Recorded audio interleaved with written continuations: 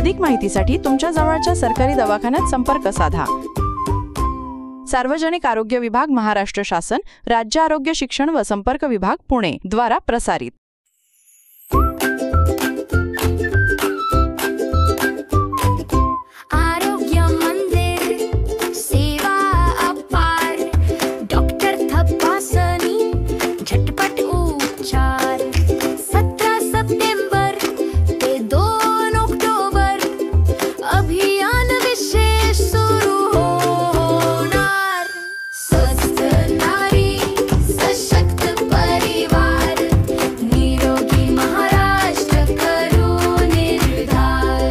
अधिक माहितीसाठी तुमच्या जवळच्या सरकारी दवाखान्यात संपर्क साधा।